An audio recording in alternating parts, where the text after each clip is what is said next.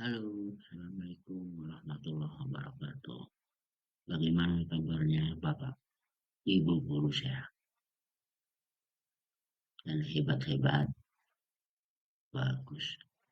Jadi saya sekarang mau menyampaikan dan memaparkan tentang kegiatan saya mengenai aksi nyata, yaitu topiknya mengenal kurikulum operasional satuan pendidikan. Apa dan bagaimana tentang kurikulum operasional satuan pendidikan. Mari Bapak Ibu guru yang hebat, kita lanjutkan. Jadi sebelumnya saya perkenalkan dulu, ini identitas saya ya. Terus yang akan kita pelajari yaitu tentang bagaimana kesiapan satuan pendidikan ya dalam mengimplementasikan kegiatan kurikulum operasional satuan pendidikan. Sebelumnya kita tahu dulu apa itu KOSP itu. Jadi KOSP adalah kurikulum merdeka di tingkat satuan pendidikan yang memuat semua rencana proses belajar yang diselenggarakan sesuai karakteristik dan kebutuhan peserta didik dalam mengembangkan karakter dan kompetensi yang diinginkan sebagai pedoman seluruh penyelenggara pembelajaran di satuan pendidikan tersebut. Lanjut. Nah, kurikulum operasional berfungsi sebagai panduan bagi guru dan tenaga pendidik dalam menyelenggarakan kegiatan pembelajaran yang sesuai dengan tujuan, konten, dan kompetensi yang telah ditetapkan dalam kurikulum. Dengan memiliki kurikulum operasional sendiri, satuan pendidikan dapat merespon perubahan dan perkembangan dalam pendidikan dengan lebih cepat, sekaligus dapat memperkenalkan metode pembelajaran baru, menyelenggarakan kegiatan tambahan, atau mengadopsi pendekatan inovatif sesuai dengan kebutuhan peserta didik dan tujuan pendidikan yang lebih luas. Lanjut. Nah, dalam KOSP itu ada 5 prinsip. Yang pertama yaitu berpusat pada peserta didik, yang kedua kontekstual, yang ketiga esensial, yang keempat akuntabel, dan yang kelima melibatkan berbagai pemangku kepentingan. Lanjutnya, nah ini Bapak Ibu guru yang hebat. Jadi bagaimana itu yang sudah kita susun tentang KOSP-nya, maka kita akan terapkan melalui tahapan implementasi kurikulum merdeka di satuan pendidikan. Nah, yang kita akan bahas dan saya akan paparkan yaitu tahapan di sini ada aspek, terus ada tahap awal, ada tahap berkembang, ada tahap siap, dan yang terakhir tahap mahir. Nah, yang saya akan bahas di sini atau sampaikan ke Bapak Ibu guru sebagai pembelajar ya, yang akan kita bahas yaitu pada aspek yang kedua yaitu tentang perancangan alur tujuan pembelajaran. Lanjut.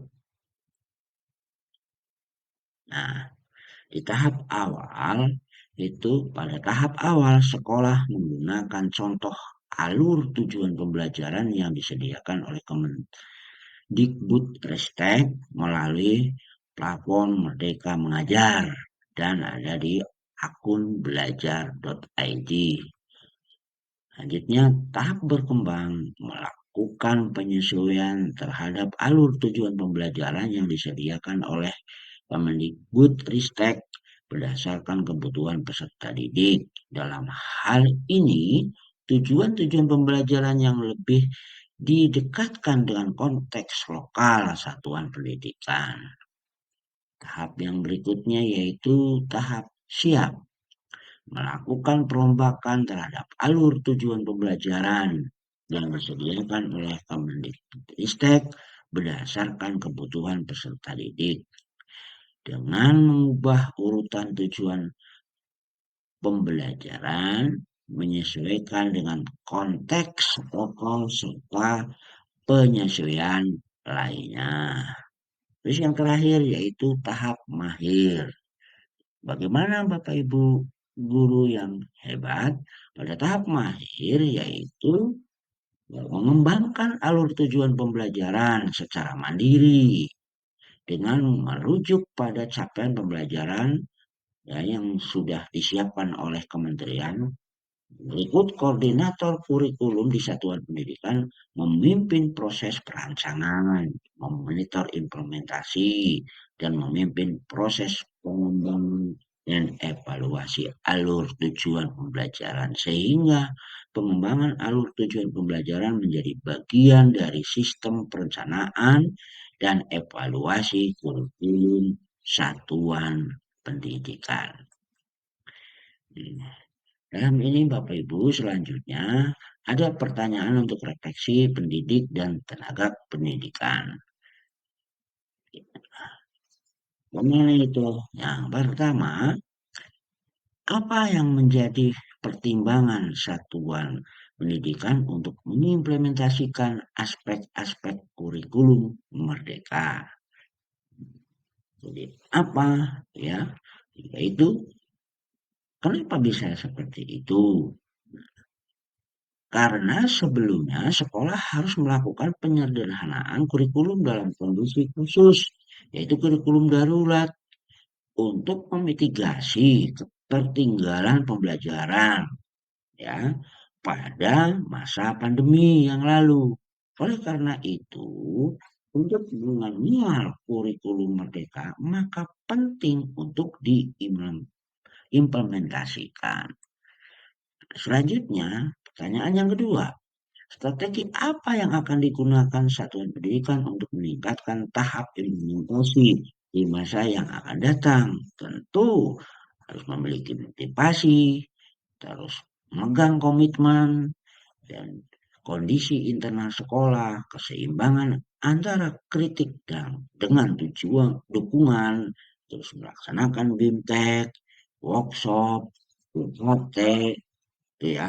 Nah, yang selanjutnya, dukungan apa yang dibutuhkan pendidik dan atau kepala satuan pendidikan untuk mengimplementasikan kurikulum merdeka sesuai harapannya.